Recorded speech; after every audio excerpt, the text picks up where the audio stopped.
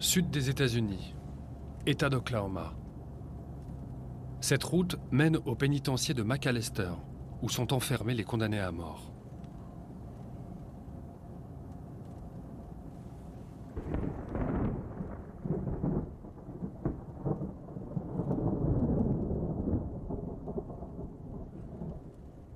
Il y a 10 ans, j'ai rencontré là-bas Sean Sellers, un jeune condamné dont l'histoire avait attiré l'attention des médias du monde entier. Il avait mon âge et je ne l'ai pas oublié. Depuis la nuit de son exécution, je pense que la peine de mort agit comme un poison sur tous ceux qui y participent. Aujourd'hui, je veux retrouver tous ceux qui ont été mêlés à l'exécution de Sean Sellers.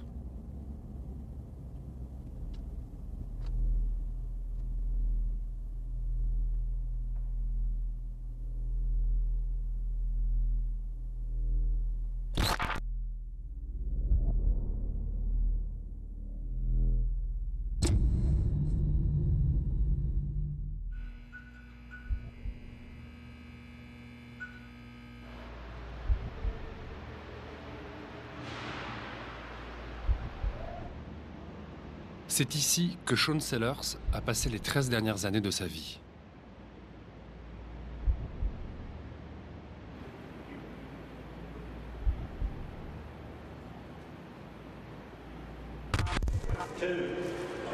Cameras in 3.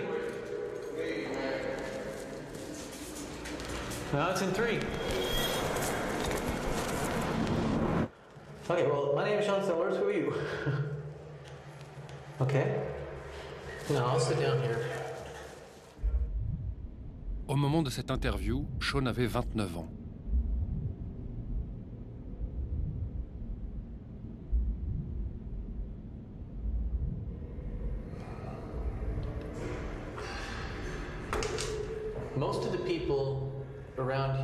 La plupart des gens d'ici, tout ce qu'ils voient de moi, c'est un condamné à mort.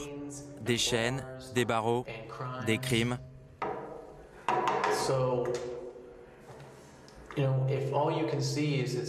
Si tout ce qu'on voit, c'est quelqu'un qui a fait du mal, qui a tué et qui est dangereux, alors on pense que cette personne mérite de mourir.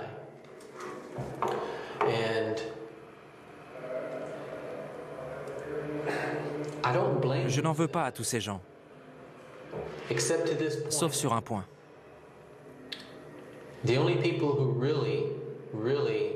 Les seuls qui ont vraiment le droit de vouloir ma mort, c'est ceux à qui j'ai fait du mal. Ceux qui souffrent encore de ce que j'ai fait quand j'avais 16 ans. Ils ont le droit de me détester, d'être en colère contre moi, de vouloir ma mort. Mais si je ne vous ai rien fait, pourquoi vous voulez que je meure ?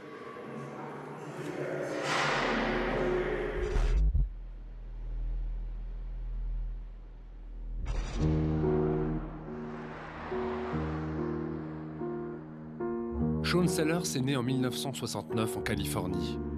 Il m'a raconté son enfance juste avant son exécution.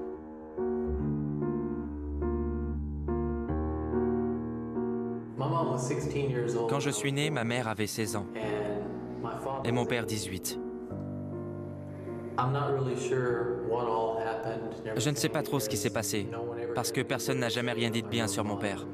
On m'a toujours dit que Rick Sellers était un menteur, un voleur et un drogué. Leur mariage a duré 2 ans. Quand j'avais 5 ans, ma mère m'a emmené chez mes grands-parents et elle a pris un boulot de chauffeur routier. Je la voyais tous les 15 jours, quand elle pouvait rentrer à la maison.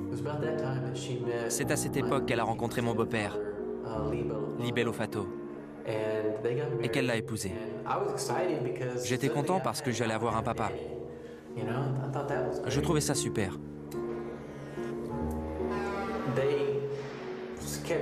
Ils ont continué à conduire des camions pendant quelques années.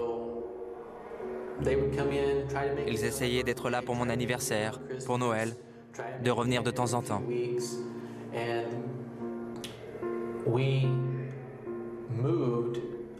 On déménageait à peu près 3 fois par an. Des fois, je restais dans la même école. Des fois, on changeait de ville. C'est un truc qui m'a toujours énervé. À chaque fois que je me faisais un copain, on déménageait. J'ai commencé à m'intéresser au culte satanique. J'avais vu des trucs à la télé et ça avait l'air chouette. Je ne voulais faire de mal à personne. Ce qui s'est passé, c'est que plus je me suis plongé là-dedans, plus mes pensées sont devenues incohérentes et tordues. Jusqu'au point où je me suis dit que ce serait pas mal de tuer quelqu'un. Et c'est là que je l'ai fait.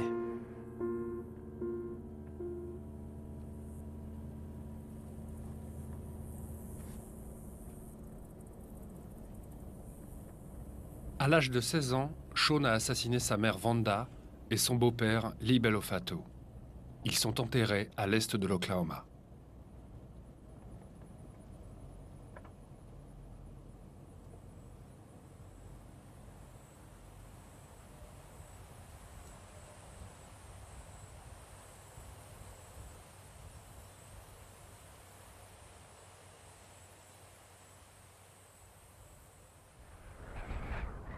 J'ai retrouvé dans les archives de la télévision locale les images de cette tragédie.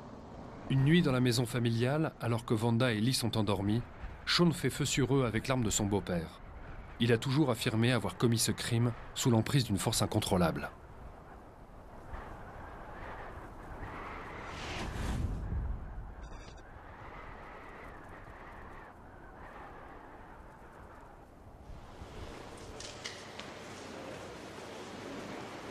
Lors de son arrestation, l'adolescent reconnaît le double meurtre et avoue un autre crime.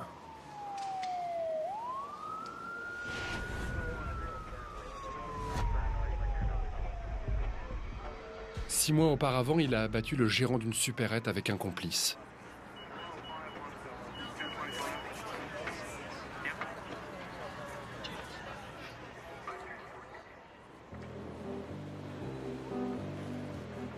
Son complice lors du meurtre du commerçant est également arrêté. Richard est un ami de Shaun, fasciné comme lui par le satanisme.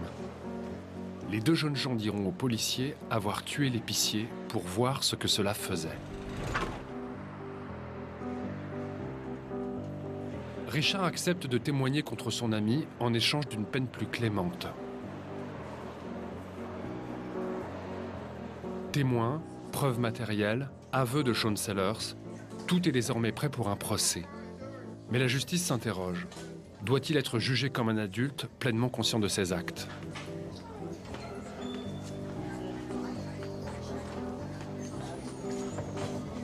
L'avocat de Shaun, commis d'office, présente au juge des expertises psychiatriques décrivant des troubles de la personnalité. Mais le procureur réclame la condamnation à mort.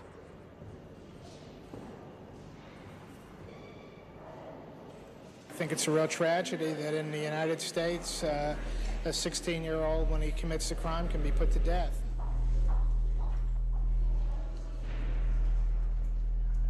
En 1987, Shaun Sellers est condamné à la peine capitale. Il devient le plus jeune condamné à mort des 50 dernières années aux États-Unis.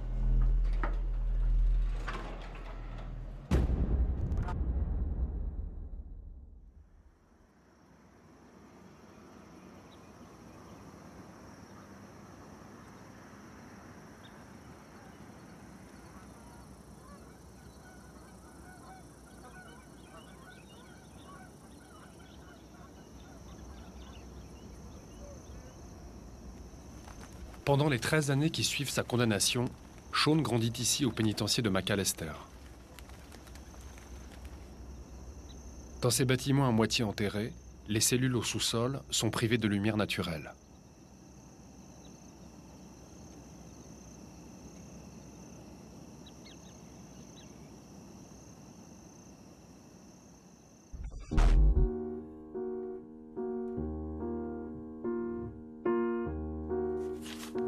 Dès son arrivée en prison, Shaun affirme avoir trouvé la foi.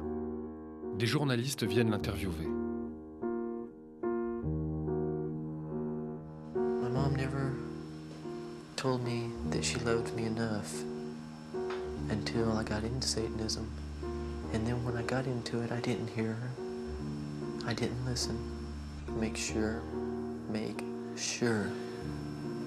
that their children know that they love them. Let that not ever come to question.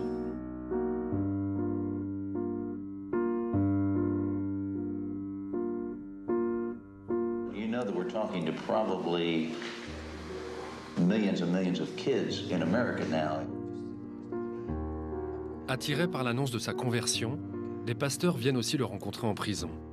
Ils enregistrent ses confessions publiques.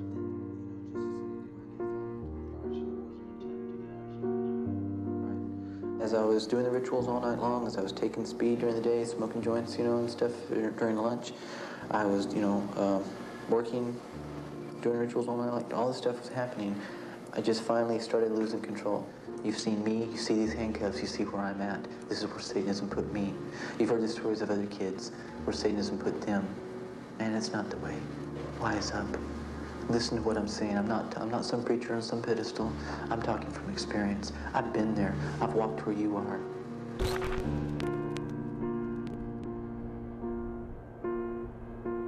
Les années passent. Ses avocats tentent en vain de le faire rejuger.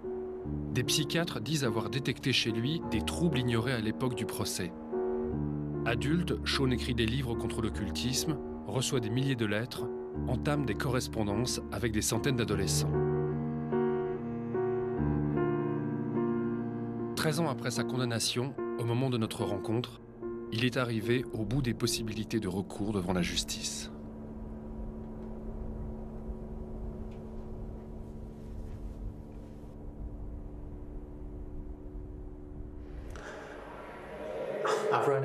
Je n'ai plus d'espoir.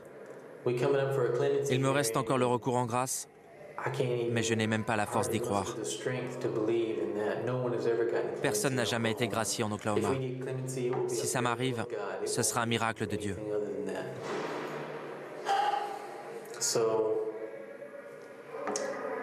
Donc voilà où j'en suis. J'espère encore, parce qu'honnêtement, c'est difficile de laisser tomber, mais je n'ai plus la force d'y croire.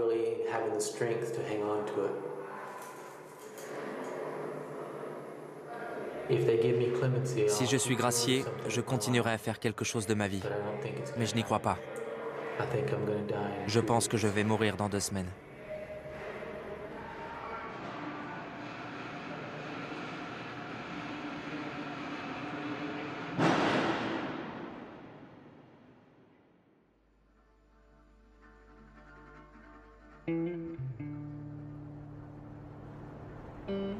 Trois jours après ma rencontre avec Shaun, j'assiste à l'audience de recours en grâce qui va se tenir dans une petite chapelle à côté du pénitencier.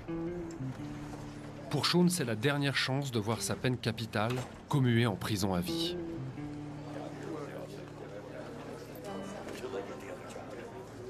Steve Presson, son nouvel avocat, se consacre jour et nuit à l'affaire pour empêcher l'exécution.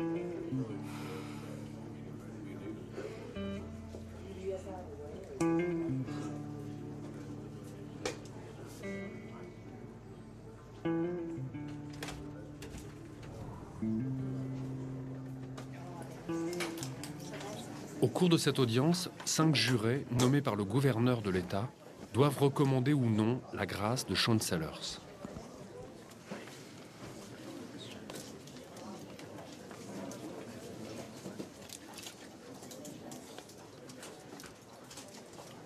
Des militants contre la peine de mort et des amis de Shaun sont venus demander qu'on l'épargne.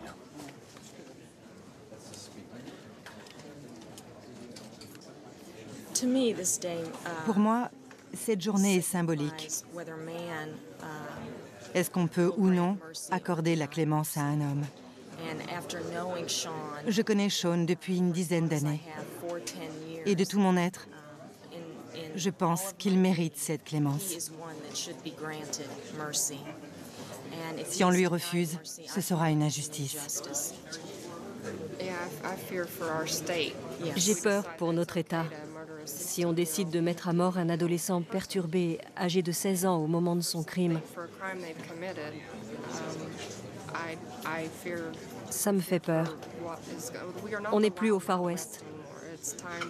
Il faudrait réaliser qu'il y a de meilleures solutions pour gérer ça plutôt qu'exécuter nos gamins. Je comprends que le reste du monde nous prenne pour des dingues.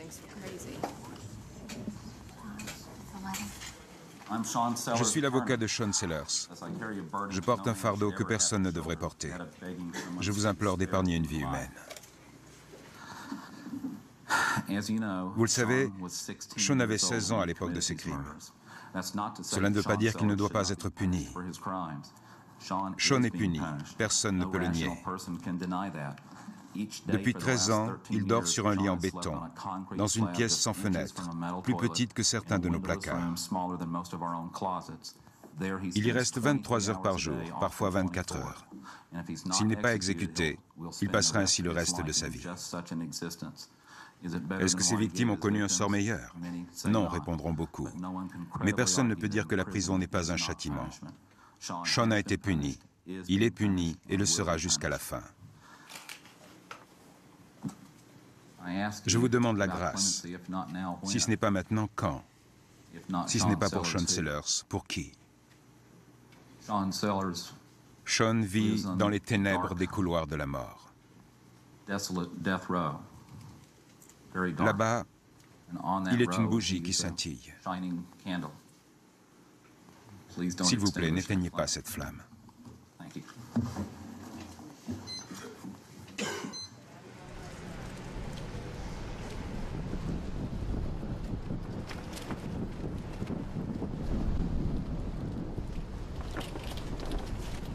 Dans ces audiences, un temps de parole est réservé aux familles des victimes.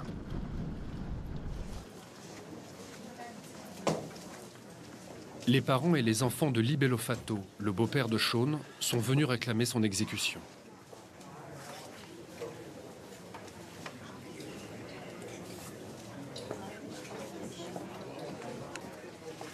Parmi eux, Lorne, son fils, et Noël, sa fille.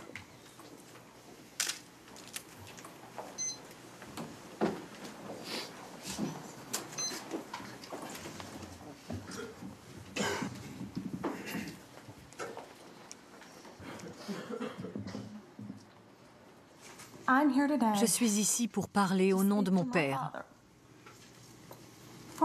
Depuis près de 13 ans, ma famille a gardé le silence pour laisser travailler la justice. Aujourd'hui, après tout ce temps, nous sommes choqués de nous retrouver devant vous pour vous demander de respecter la peine de mort prononcée contre Sean Sellers et d'autoriser son exécution. J'ai bien connu Sellers quand j'étais petite. Je l'ai toujours considéré comme mon frère et je l'aimais beaucoup. Je ne l'aurais jamais cru capable de commettre des crimes aussi horribles. Mon père était un homme hors du commun. C'était mon héros. Il savait toujours me faire sourire avec ses grimaces et ses airs malicieux. Il avait 1000 façons d'exprimer son amour pour ses enfants. Je suis triste quand je pense que mon mari, mon fils, ma nièce, ma belle-sœur ne connaîtront jamais tout ça. Pour conclure, je vous demande de vous souvenir que les meurtres de Sellers étaient prémédités et calculés. Son exécution ne ramènera pas mon père ou ma belle-mère. Elle ne comblera jamais ce vide dans ma vie. Mais Sellers doit être exécuté pour les crimes qu'il a commis. Ceci est un châtiment et non une vengeance. Merci.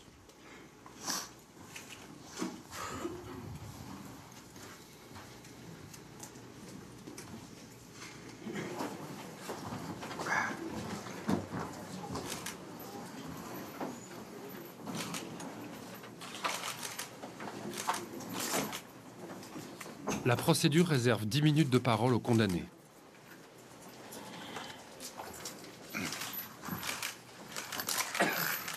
Pour sauver sa vie, c'est maintenant que Sean doit convaincre qu'il a changé.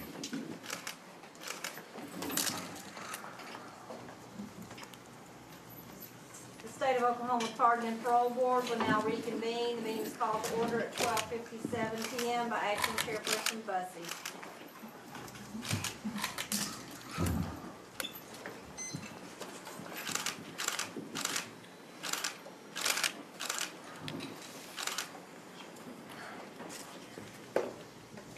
Je me doute de ce que vous avez entendu aujourd'hui, parce que je connais les gens à qui j'ai fait du mal. Je sais qu'ils sont là. Je ne peux pas imaginer ce que je pourrais vous dire aujourd'hui pour que vous ayez pitié de moi. Je sais que je ne suis pas ici pour vous demander justice. Je viens implorer votre clémence.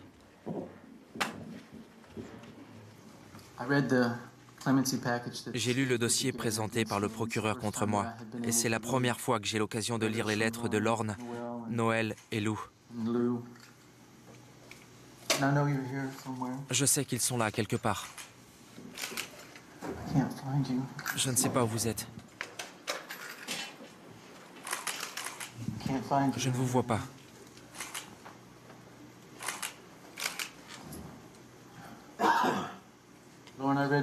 Lorne, j'ai lu ce que tu as dit à propos de ta fille. Et je suis vraiment désolé.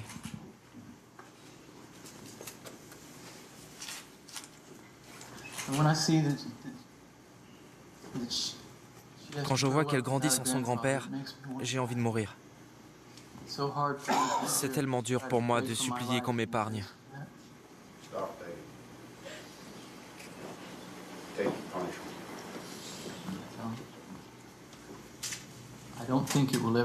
Je ne crois pas que je pourrai un jour racheter mes crimes. Je sais bien que je ne pourrai jamais réparer la mort de 3 personnes. Mais je dois essayer. C'est ce que j'ai fait et je dois continuer, si je reste en vie. Si je comprends bien, vous remettez la décision finale entre les mains du gouverneur. Vous devez juger si je mérite qu'il se penche sur mon cas et qu'il décide si je dois vivre ou mourir. Je veux continuer à parler aux jeunes. Je ferai tout ce que je peux. C'est mon cœur. C'est ce que je suis. Et c'est tout ce que je peux faire. J'implore votre clémence, au nom de cela, et de cela seulement.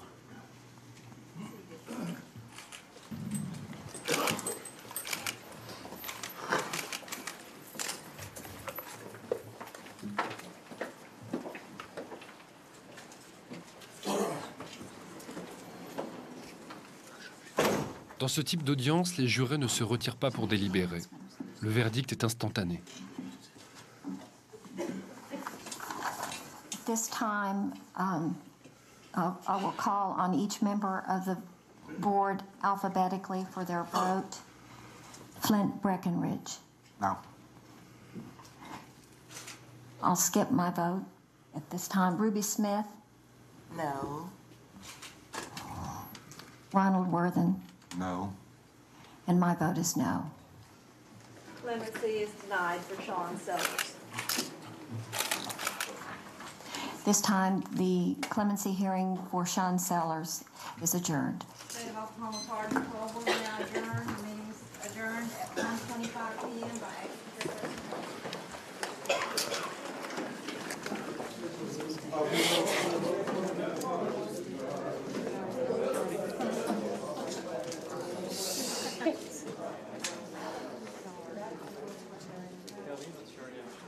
Like I said, your best attorney I ever had. It's because of your heart. It's because you believe in me.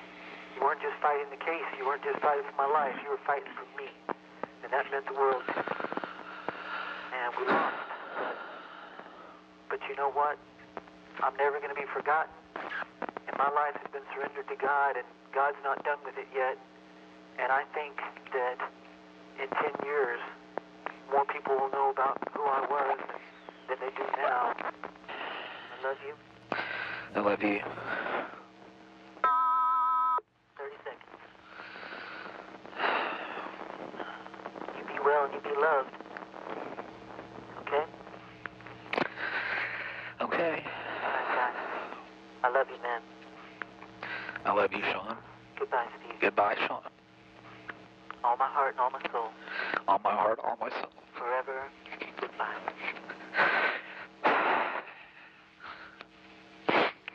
Bye.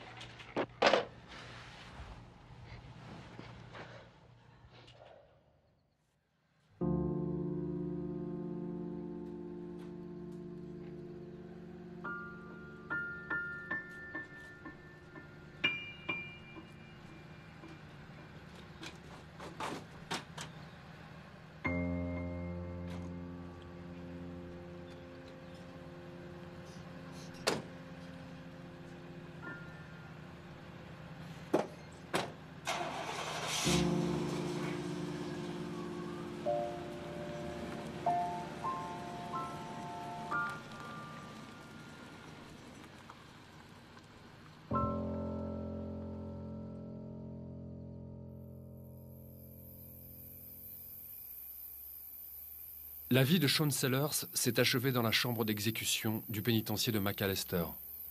Avant de mourir, il a enregistré pour moi quelques extraits de son journal intime sur une cassette.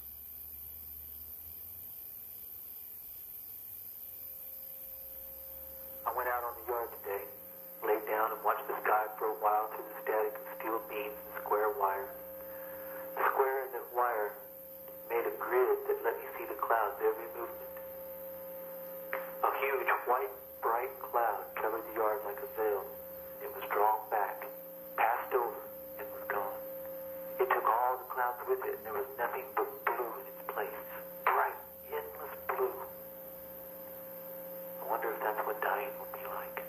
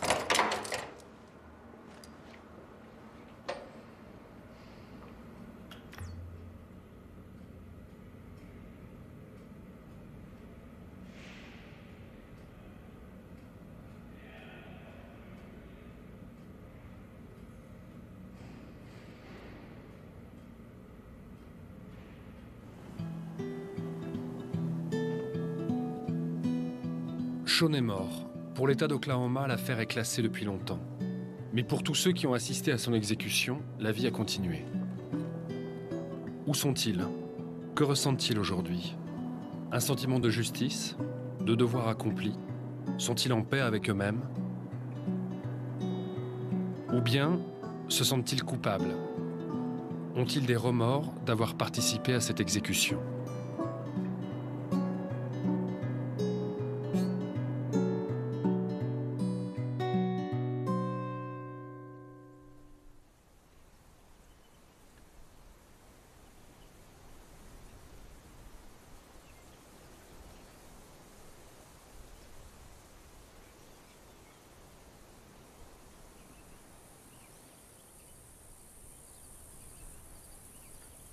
C'est dans ce parc naturel, à l'est de l'État, qu'un des témoins de l'exécution me donne rendez-vous 10 ans après.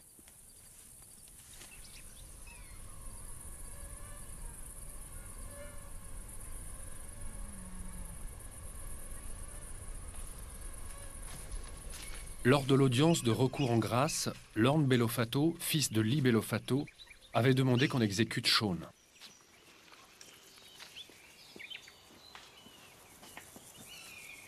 Lorne est un homme du Sud. Il a toujours soutenu la peine capitale.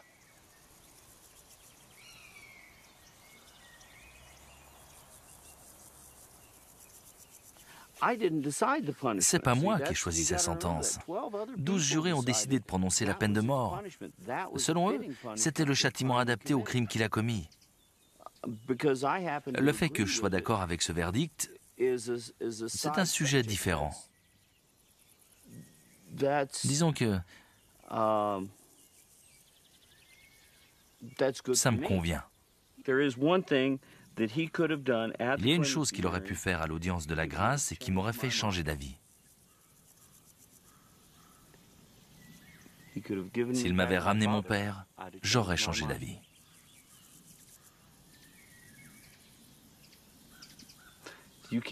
Si tu peux pas me le ramener en vie et en pleine forme, qu'est-ce que tu peux faire pour moi? Qu'est-ce que tu peux me donner après que tu aies pris la vie de mon père?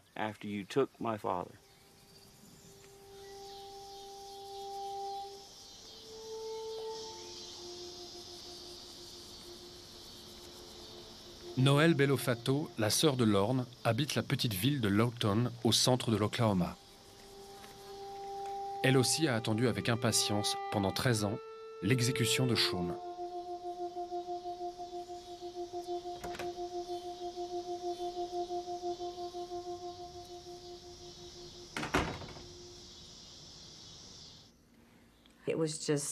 C'était inconcevable. On n'arrivait pas à y croire. Il avait été condamné et emprisonné. Il allait rester derrière les barreaux pendant un certain nombre d'années, le temps d'épuiser tous les recours. On l'avait accepté, mais les médias ne nous ont pas laissé tourner la page. Il y avait toujours un truc nouveau. Une émission, un livre, un article. Je voulais qu'on le fasse taire. Et il n'aurait jamais été silencieux si la sentence n'avait pas été exécutée. Ma famille n'aurait jamais eu la paix. Aujourd'hui encore, on l'aurait devant nous.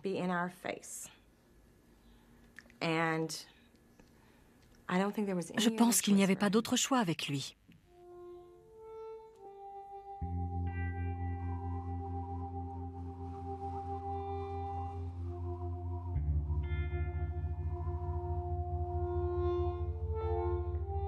Noelle et Lorne n'ont jamais reconnu à Shaun la moindre circonstance atténuante.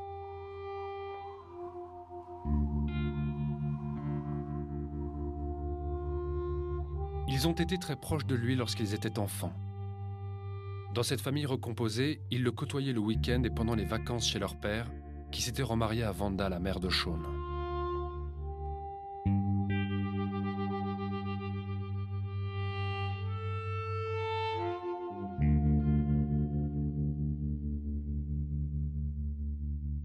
Noelle l'a vu devenir un adolescent perturbé.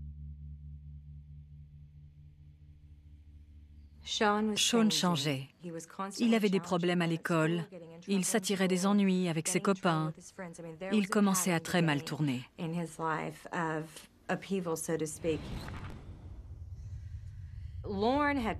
Lorne m'avait dit que Shaun avait des mauvaises fréquentations, qu'il prenait de la drogue, expérimentait des choses. Il était très sombre. Je sais qu'un jour, il avait fugué.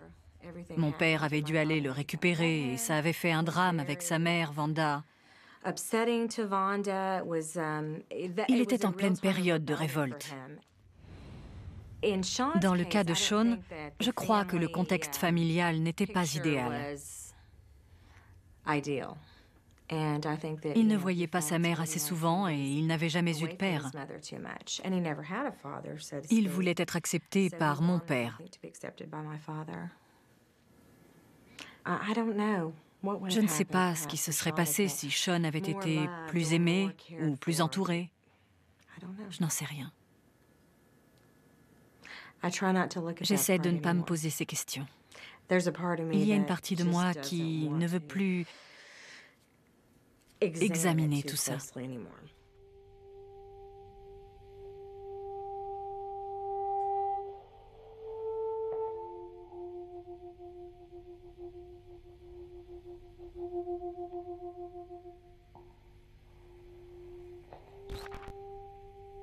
En Oklahoma, la loi offre aux familles la possibilité d'assister aux exécutions.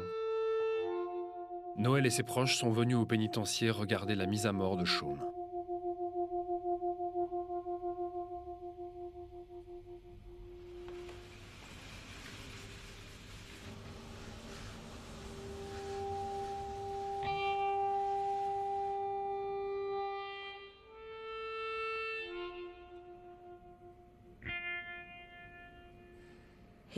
Il était attaché à une table, avec les bras tendus de chaque côté. On lui avait posé une intraveineuse. C'était comme ça qu'ils allaient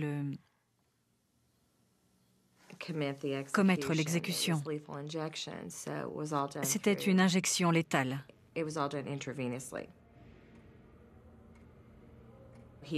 Il était prêt et il attendait. Il y avait le directeur, un médecin et plusieurs gardiens, je crois. Il n'avait pas peur. On aurait dit qu'il était heureux de s'en aller. Et ça me paraissait incroyable. Il n'avait pas l'air effrayé. Peut-être qu'il avait accepté son sort. Ce jour-là, on lui a donné la liste de tous les gens venus assister à son exécution. Ses invités, ceux de la prison, ses proches et les familles des victimes.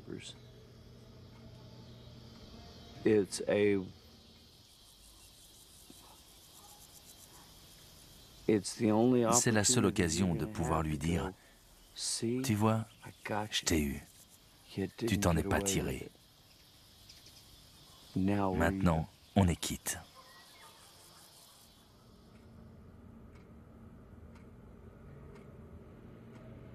Je pense que j'ai fini par le déshumaniser. Je n'avais pas le choix pour ma tranquillité d'esprit. Il fallait que je le prenne pour ce qu'il était, un meurtrier. Sinon, je pense que je n'aurais pas pu traverser tout ça.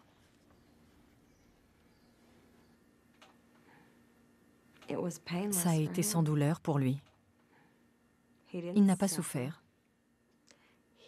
Il a été endormi comme un animal, comme on euthanasie un chien ou un chat. C'était même sans doute bien plus humain.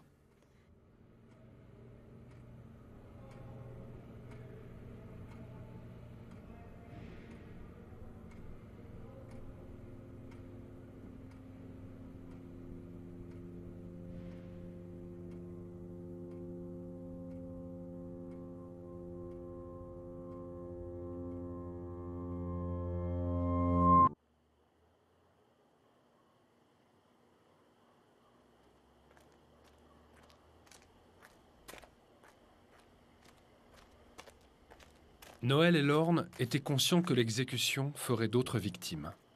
La famille de Shaun.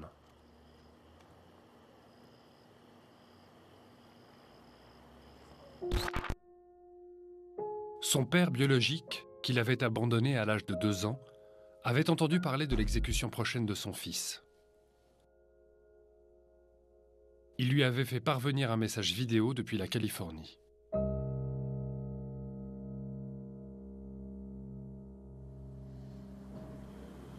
Regarde bien, c'est ton père qui te parle. Désolé de te rencontrer dans ces circonstances. Mais je ne peux pas venir te voir. Je ne crois pas que je suis assez stable émotionnellement pour le supporter.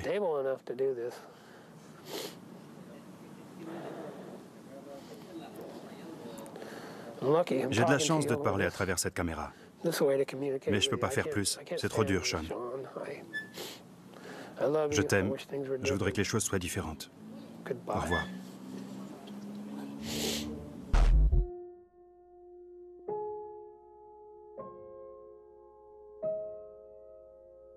L'exécution avait été une épreuve terrible pour Jim, le père de Vanda, le grand-père maternel de Shaun.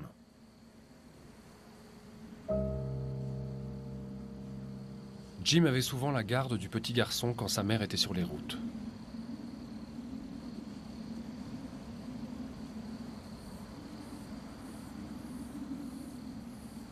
Je l'avais rencontré lors de mon premier voyage, 10 ans auparavant. C'était quelques jours avant l'exécution.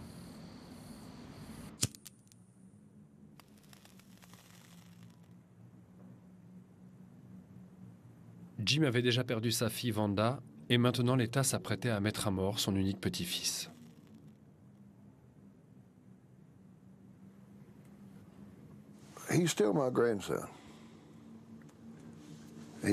C'est toujours mon petit-fils. J'aimerais pouvoir dire que ça ne me fera rien quand il sera exécuté. Mais je sais bien ce que ça va faire. Ça va m'arracher les tripes. Exécuter Shaun ne ramènera pas l'épicier et ça ne ramènera pas Lee ou Vanda. C'est plus de souffrance. Ouais, c'est ça. Encore de la souffrance. C'est la même chose qui recommence. Il faut encore traverser ça. Et t'en peux plus.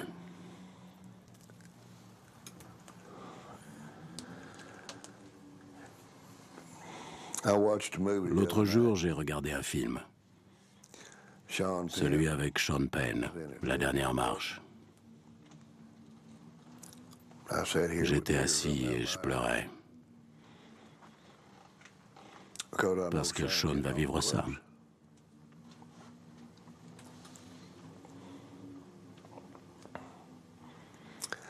On m'a demandé si je voulais assister à l'exécution. Non, je ne veux pas y aller. Pour rien au monde, j'irai.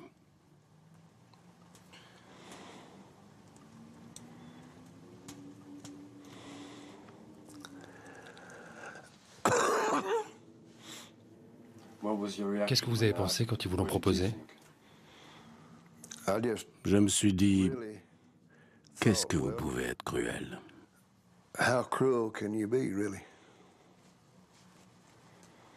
C'est la seule pensée qui m'est traversée l'esprit.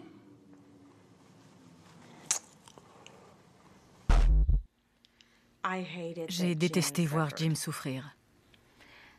Parce que je l'aimais beaucoup. Il a toujours été gentil avec moi quand j'étais petite. Je l'aimais bien. Il était tellement déchiré à l'audience du recours en grâce. J'arrivais à peine à le regarder.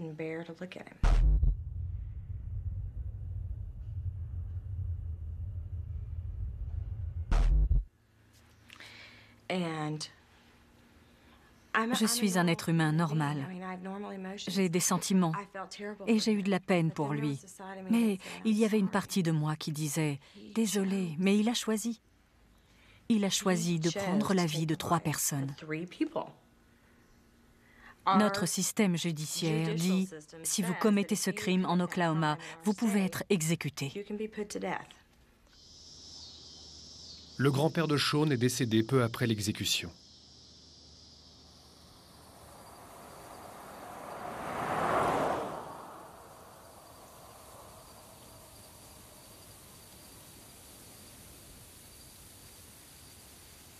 Près de la ville du pénitencier habite encore Debbie, la sœur de Vanda. Elle aussi s'est souvent occupée de son neveu quand Vanda partait en camion sur la route. Noël et Lorne l'ont également bien connue.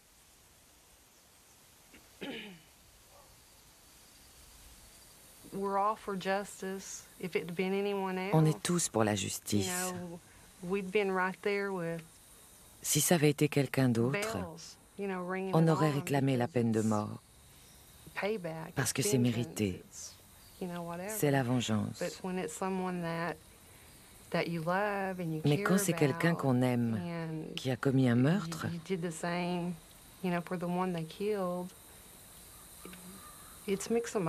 on ne sait plus quoi penser. On ne peut pas l'exprimer. C'est triste.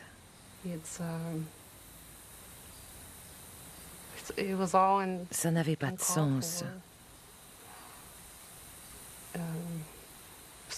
C'est un gâchis.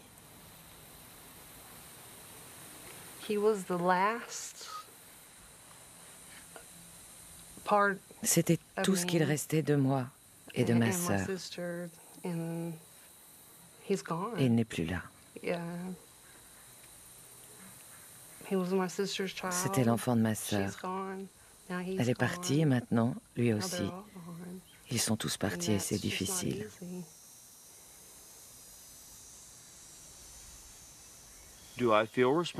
Est-ce que je me sens responsable d'avoir facilité son exécution? Oui.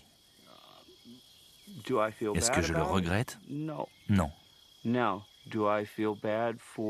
Est-ce que je regrette la douleur de Jim et de Debbie? Oui. Je suis désolé pour eux. Je suis vraiment triste. Ils ont perdu plus que moi. Ils ont perdu Vanda et Sean. Moi, j'ai juste perdu mon père. Est-ce qu'ils ont perdu plus que moi? Bien sûr. Le grand-père Jim et la tante Debbie ont refusé de venir voir l'exécution. Ce 4 février 1999, Shaun a mis environ 6 minutes à mourir.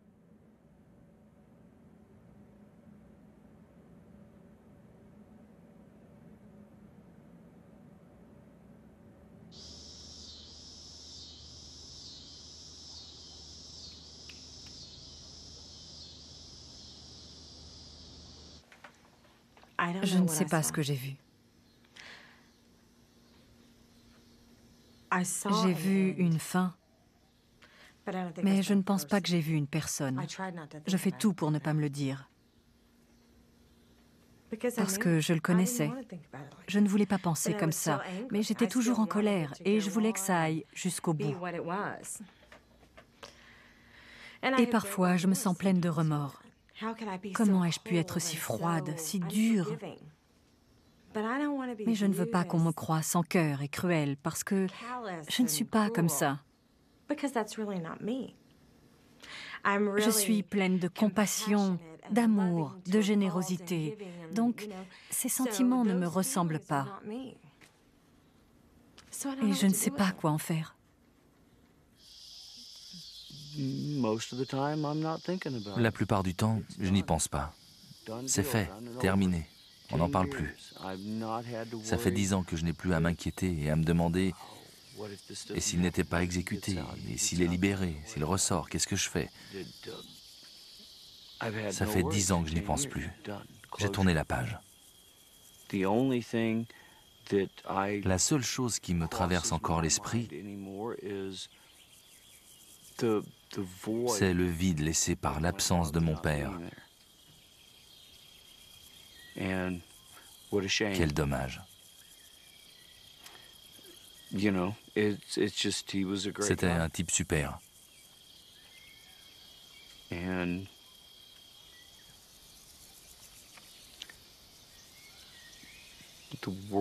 monde? Le monde est moins lumineux.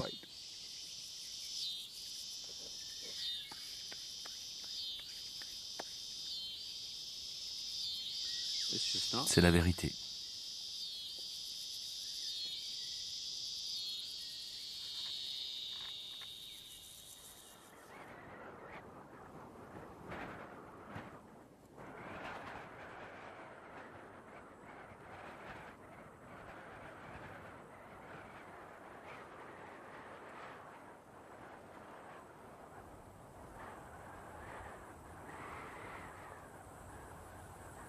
Lorne et Noël n'ont pas été les seuls à assister à la mise à mort de Shaun.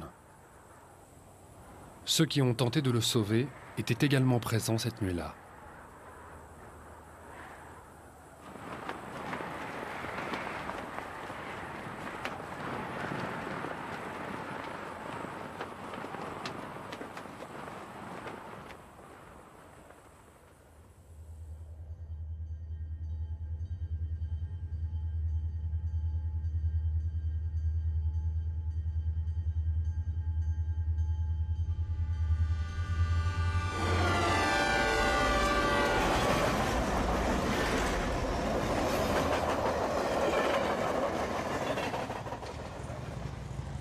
L'exécution de Shaun Sellers a marqué son avocat, Steve Presson.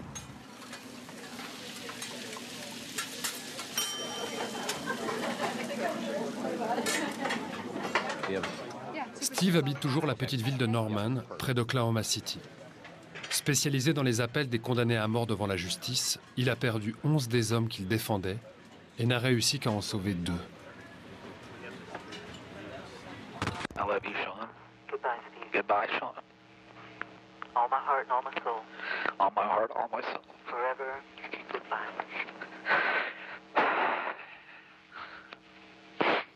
Bye.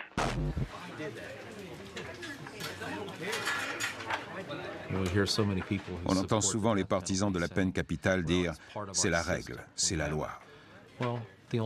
Mais si c'est légal dans notre système judiciaire, c'est parce qu'ils ne font rien pour le modifier. Les gens soutiennent le système alors qu'il est mauvais. Et ils ne savent pas pourquoi il est mauvais. Ils n'ont jamais été témoins directs ou fait l'expérience indirecte de l'horreur de ce système.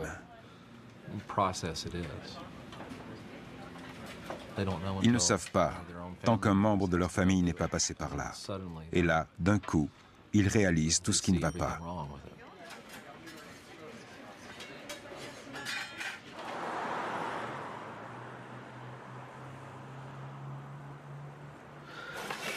Voici un carton avec les dossiers de l'affaire Sean Sellers.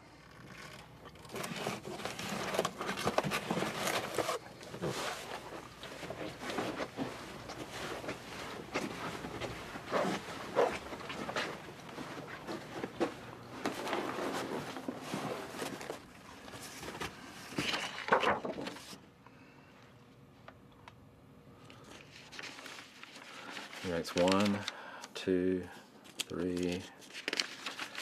3, 4, 5, 6, 7. Il a écrit 8 pages le dernier jour. Steve Presson, tu t'es battu pour moi jusqu'à la fin. N'arrête pas de te battre maintenant que la fin est arrivée. Change ce monde. Mon Dieu est avec toi, Steve, et mon cœur t'accompagnera toujours. 23h27. Ils viennent me chercher. C'est l'heure de dire au revoir. Je vais m'allonger et mourir. C'est la fin du voyage. C'est la fin pour moi. Dieu se chargera du reste. Plusieurs affaires que j'ai plaidées, et surtout celle de Sean, parce que j'étais très proche de lui, ont anéanti ma foi dans le système judiciaire américain. Avant de défendre les condamnés à mort, j'avais une confiance totale en nos tribunaux et nos policiers. J'ai été flic pendant 10 ans. J'ai pratiqué le droit civil et puis le droit pénal. Avant, je pensais que tout fonctionnait très bien. Et puis j'ai vu la machinerie de l'État attaquer avec tellement de véhémence, de violence, les condamnés à mort pour prendre leur vie, en ignorant les preuves et les violations de leurs droits.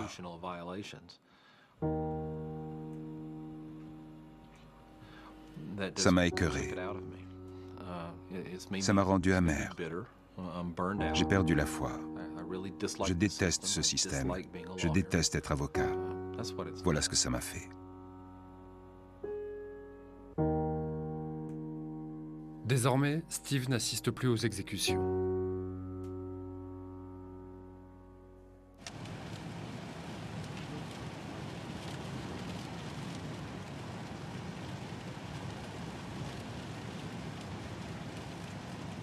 He was put to sleep like an animal, like you'd euthanize a dog or a cat. But it was actually probably far more humane.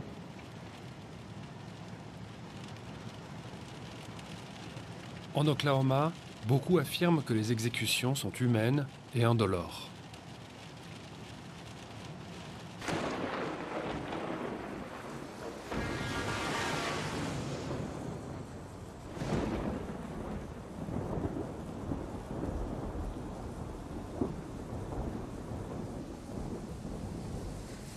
À l'est de l'État, dans la ville de McAlester où se trouve le pénitencier, je veux retrouver les hommes qui ont exécuté Sean Sellers.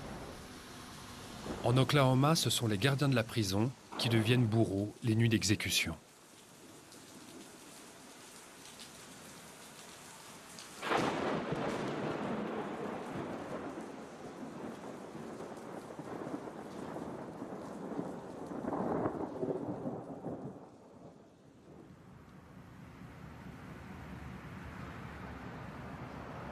Le plus simple est de passer une annonce dans le journal local. Cherche personne ayant participé à des exécutions capitales.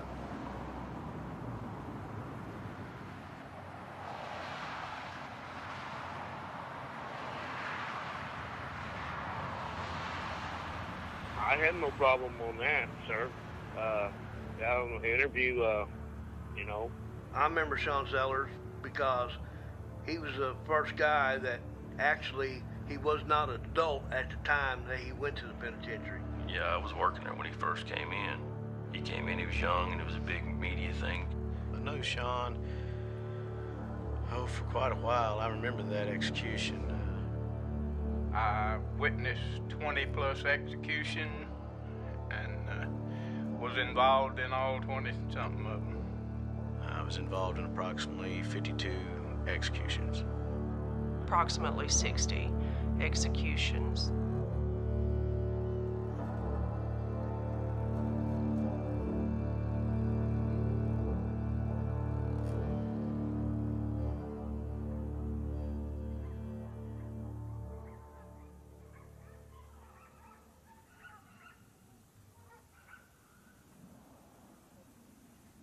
Fred Cook a supervisé l'exécution de Shaun.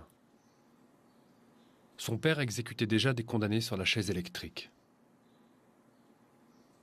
Aujourd'hui, Fred est à la retraite.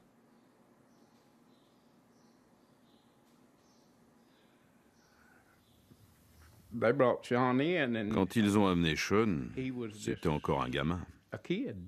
Un grand gamin. Mais il était coupable, ça c'est sûr. Personne ne pouvait le nier. Ils l'ont condamné à mort, et nous on l'a gardé jusqu'au moment de son exécution, et puis on l'a exécuté. Quand ils passent cette porte, ils savent qu'ils vont devoir monter sur la table. Il n'y a pas 36 solutions. Et Shaun a fait comme les autres, il a grimpé sur la table. Qu'a vécu Shaun dans ses dernières minutes?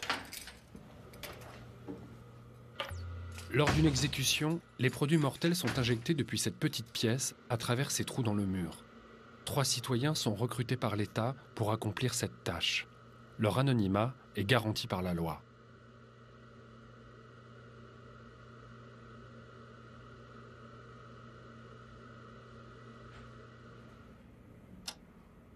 Seuls les gardiens sont en contact direct avec les condamnés pendant toute l'exécution.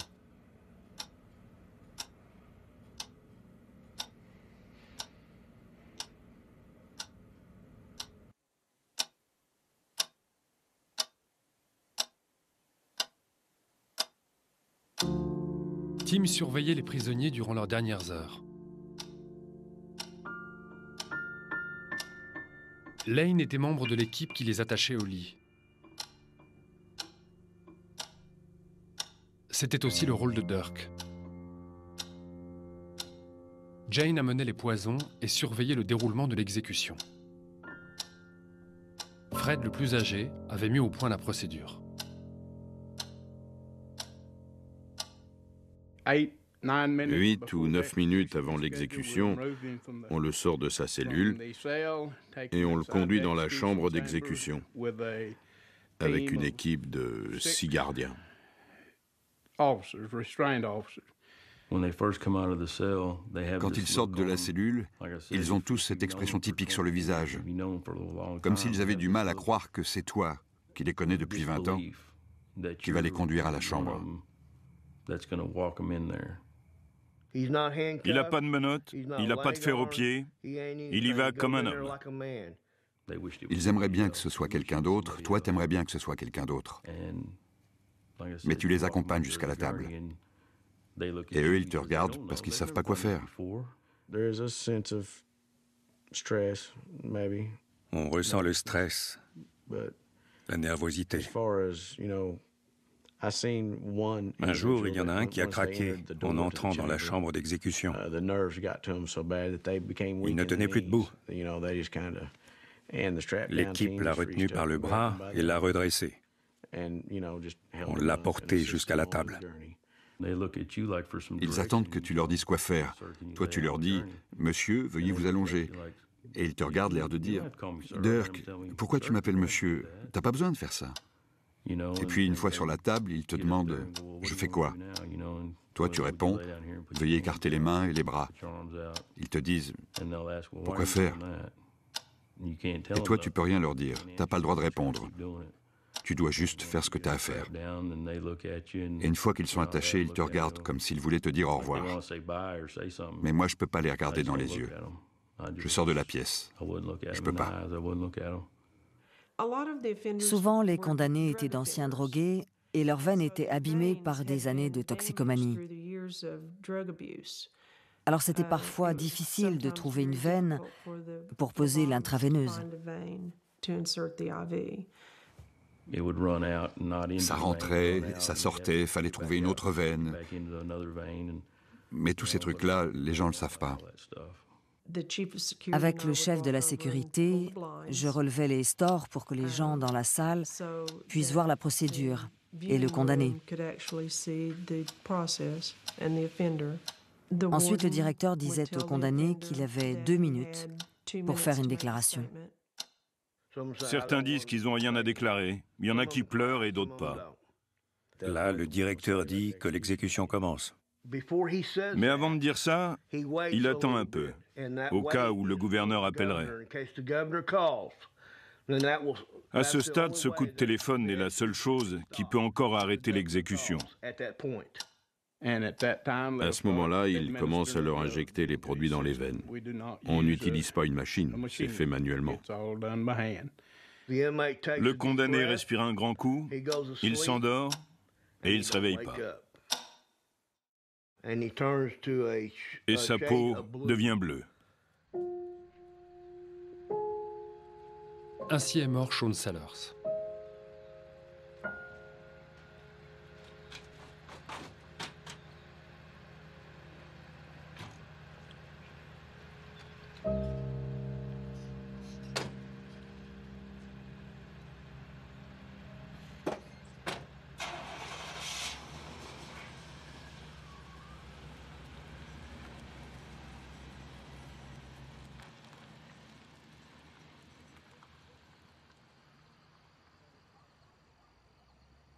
Dans son journal, Shawn a imaginé ce que ressentiraient ses gardiens.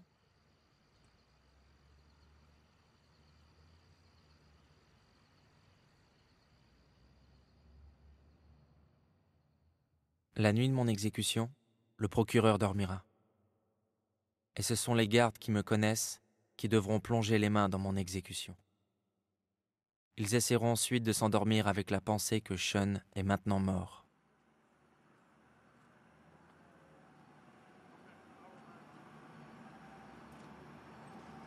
Le moment le plus étrange, le plus difficile à vivre, c'était de rentrer à la maison.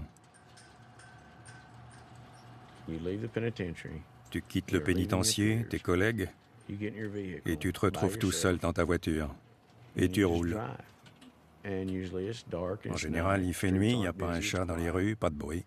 Je n'allumais même pas la radio, je roulais en silence, et je pensais à ce qui venait de se passer. Je me disais, j'ai parlé à cette personne il y a 45 minutes. Maintenant, elle est morte. T'es un peu sous le choc. Parfois, t'arrives même pas à y croire, quand c'est quelqu'un que tu connais depuis 10, 12, 14 ans. On n'oubliera jamais. On y pensera jusqu'à la fin de nos jours. Bien sûr que ça t'affecte. Comment tu pourrais rester indifférent? Même si c'est quelqu'un qui a commis un crime, c'est toi qui l'as amené et ligoté. En fait, tu l'as tué parce que tu as participé à tout le processus. Je ne pouvais pas en parler à ma femme ou à mes enfants. Alors, je gardais tout pour moi. Et je mourrais avec toutes ces pensées en moi, à part celles que j'ai partagées avec vous aujourd'hui. Oui, ça me perturbe encore. J'en fais des cauchemars. Je me réveille en sueur. Je fais des rêves horribles. Mais ça ne sert à rien de vous les raconter. Vous ne pouvez pas comprendre si vous n'avez jamais vécu ça.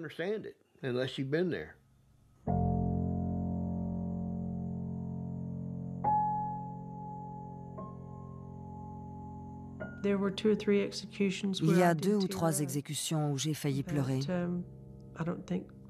On a les larmes aux yeux. On pourrait pleurer, mais on ne peut pas. Parce qu'il faut rester professionnel. Il ne faut pas croire que ceux qui participent aux exécutions sont des gens froids, sans émotion et sans cœur. On leur demande de faire un métier très très difficile et ils doivent le faire avec professionnalisme et respect. Ça ne veut pas dire qu'ils ne pensent pas à ce qu'ils ont fait quand ils se retrouvent tout seuls chez eux. C'est pas que c'est bien, c'est pas que c'est mal. Mais ce qui est sûr, c'est qu'on a pris une vie. On ne peut pas empêcher les gens d'être humains.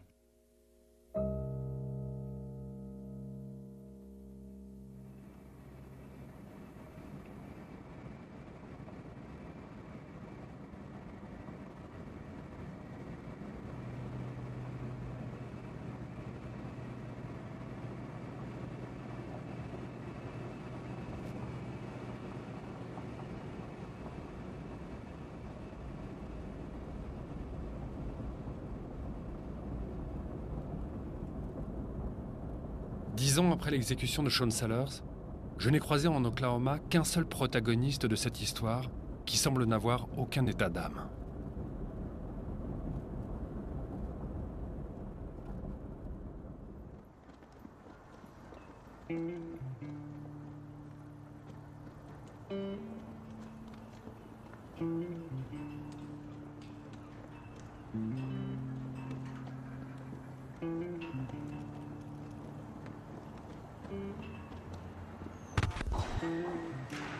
Il s'agit du procureur du comté d'Oklahoma, celui qui a requis la peine de mort contre Sean.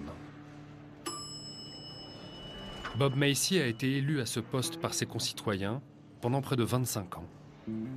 Il est connu aux États-Unis comme le magistrat ayant obtenu le plus de condamnations à mort. Une 60aine.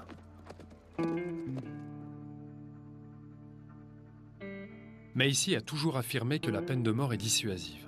Il l'a redit lors du procès de Sean. This may not be the best way to stop the killing, but it's the only way I know. But I think these juries are saying, look, you go out and you kill 3 people in this county, we're going to give you the death penalty, and hopefully somebody else won't do. Les arguments du procureur ont toujours rencontré le soutien de l'opinion.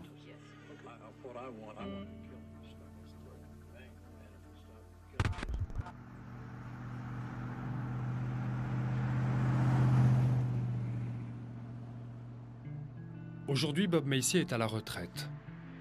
L'inflexible procureur vit reclus dans son ranch, à quelques kilomètres d'Oklahoma City.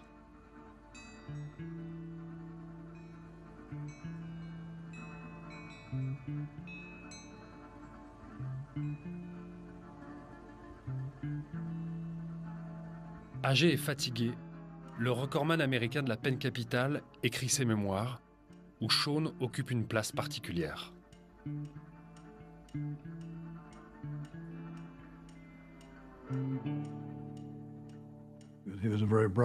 C'était un jeune homme très malin, très perturbé, mais très intelligent.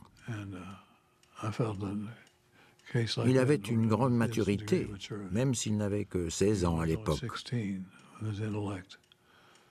Il savait parfaitement ce qu'il faisait et pourquoi il le faisait. J'ai pensé qu'on ne pouvait pas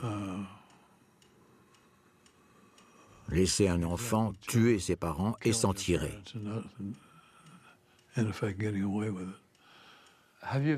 Vous avez déjà vu une exécution? Non. Pourquoi?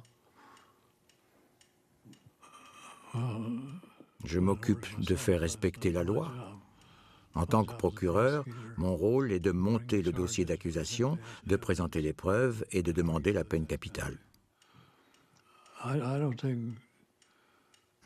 La mort d'un homme ne m'apporte ni joie ni satisfaction, mais c'est un outil nécessaire que nous donne la loi. Je suppose que beaucoup dans la police et la justice pensent comme moi que c'est dissuasif. J'espère que ça l'est, mais si ça ne l'est pas, ça me va aussi bien. Vous dites que vous espérez que c'est dissuasif. Ça veut dire que ce n'est pas prouvé? Eh bien, je ne vois pas comment prouver qu'on a empêché quelqu'un de commettre un crime.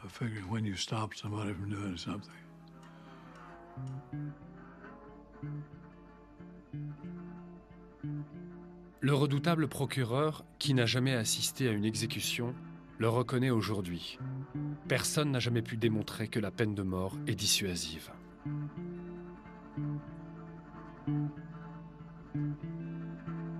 Dans les faits, 10 ans après l'exécution de Shaun, la criminalité n'a pas reculé en Oklahoma.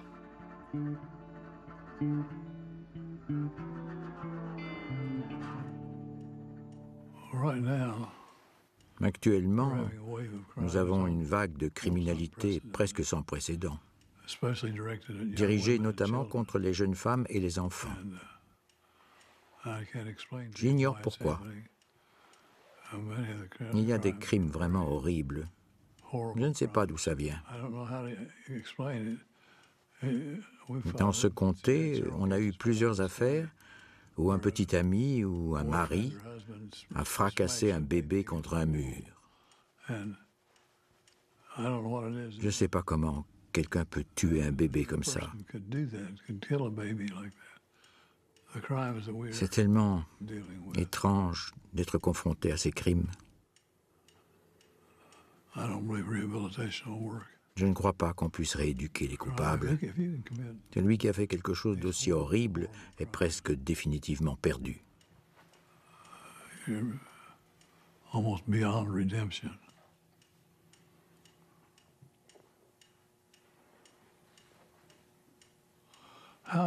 Comment apprendre à quelqu'un à aimer? C'est la seule vraie question pour moi. Si les gens s'aimaient, ils ne s'entretueraient pas.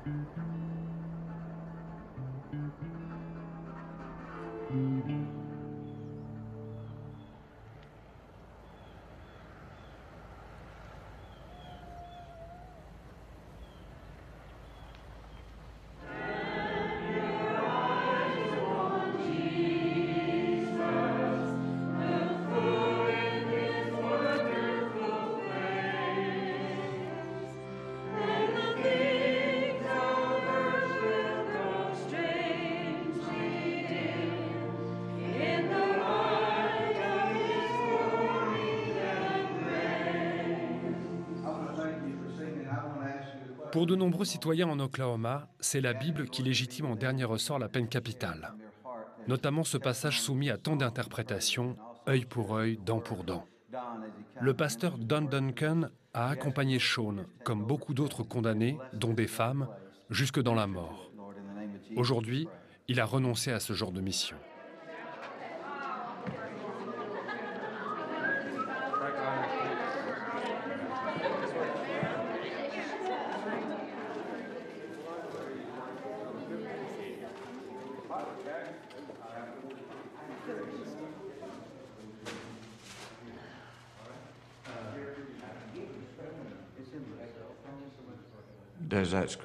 La Bible justifie-t-elle ce que nous faisons? Non. Pourquoi le faisons-nous? Parce que nous aimons punir les gens.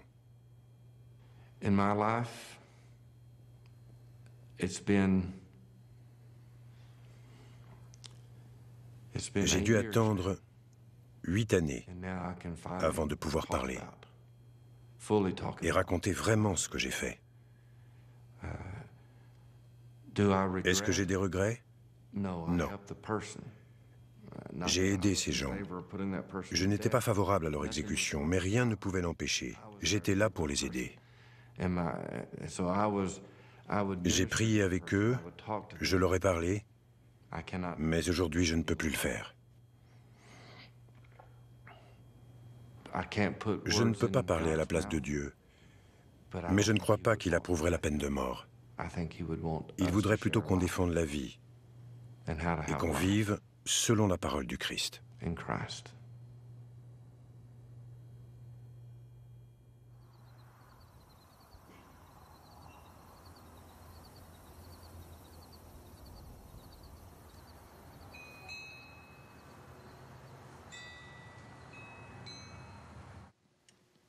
Est-ce que vous croyez en Dieu? Oui, de toute mon âme. Vous craignez son jugement? Non.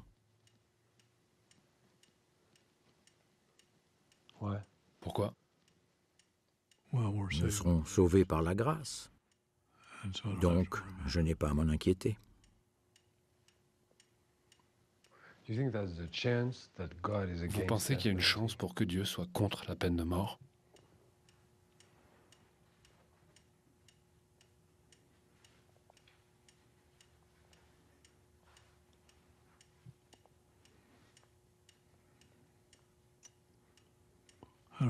Je ne sais pas comment répondre à cette question.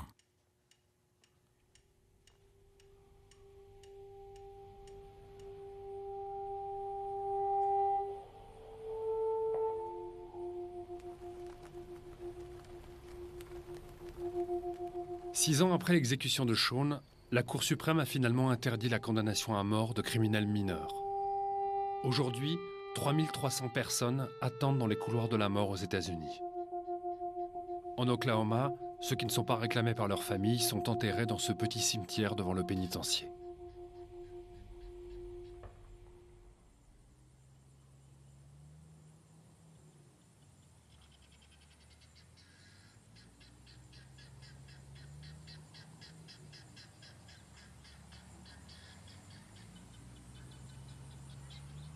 À l'entrée, un petit musée rappelle combien la peine de mort est ancrée dans la culture du pays. On peut y regarder les photos des condamnés électrocutés jusque dans les années 70.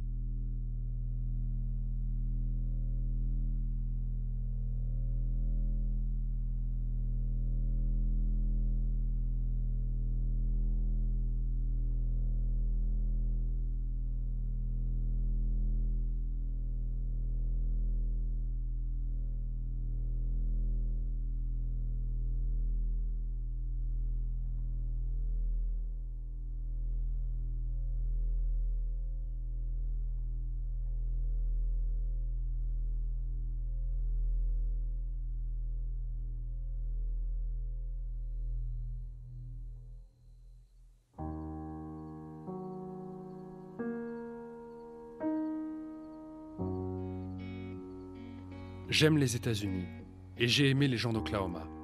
Leur simplicité, leur hospitalité, leur franchise. Je rentre en Europe avec un étrange sentiment. L'impression qu'au fond, les gens d'ici ne croient pas vraiment à la peine de mort. Une peine qui ne dissuade pas le crime. Une peine qui parfois hante les familles des victimes qui espéraient la paix. Une peine qui dégoûte les gardes chargés de l'appliquer et qui arrache des condamnés à leurs parents, à leurs épouses, à leurs enfants. 10 ans après la mort de Shaun Sellers, je n'ai observé tout au long de ce voyage qu'une peine infinie.